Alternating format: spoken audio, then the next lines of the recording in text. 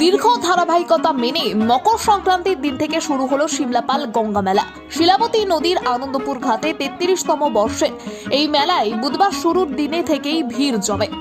এদিন গঙ্গা মেলার আনুষ্ঠানিক সূচনা অনুষ্ঠানে উপস্থিত ছিলেন শিমলাপালের বিডিও মানস চক্রবর্তী, স্থানীয় বাসিন্দা তথা বিধায়ক ফাল্গুনী সিংহ বাবু সহ অন্যান্যরা। আয়োজকদের পক্ষ থেকে জানানো হয়েছে, জেলার জঙ্গলমহল তথা দক্ষিণ বাঁকুড়ার অন্যতম বড় মেলা হিসেবেই পরিচিত শিমলাপাল গঙ্গা মেলা।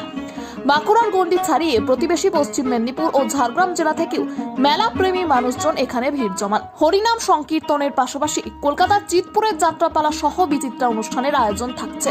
সঙ্গে কয়েকশো দোকানের পাশাপাশি ছোট থেকে বড় প্রত্যেকের মনোরঞ্জনের বিপুল আয়োজনও রয়েছে বলে তারা জানান।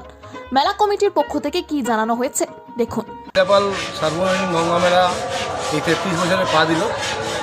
প্রতি বছর তার পুরনো যে আভিজাত্য তাকে ছাপিয়ে আবার নতুন রূপে আমরা গঙ্গা মেলাকে পাই। শুধুমাত্র শিমলাপাল ব্লক নয়, আশেপাশের 4-5টি ব্লকের সমস্তরের মানুষ এই মেলার সঙ্গে ওতপ্রোতভাবে জড়িত থাকেন। মেলাতে শিশু থেকে শুরু করে সকলের বিনোদনের ব্যবস্থা থাকে, প্রচুর দোকান থাকে, অনেকে কেনাকাটা করেন। সকল ধর্মের মানুষ এই মেলার সঙ্গে ওতপ্রোতভাবে যুক্ত থাকেন।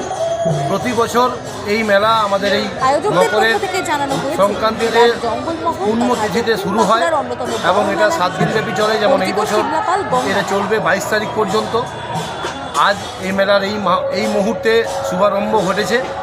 22 তারিখে এই মেলার আমরা আনুষ্ঠানিক যে নাম সংকীর্তন তার পরিসমাপ্তি ঘটাবো। তারপরেও আমাদের মেলা 2-1 দিন চলতে থাকে।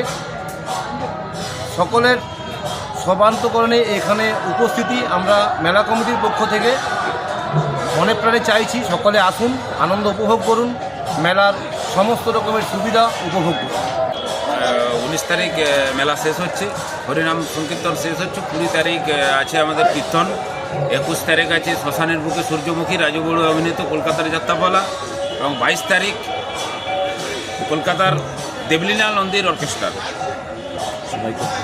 সবাইকে আসার জন্য সাদর আমন্ত্রণ জানাই এবং আমাদের 22 তারিখেই মেলার শুভ সমাপ্তি ঘোষণা করা।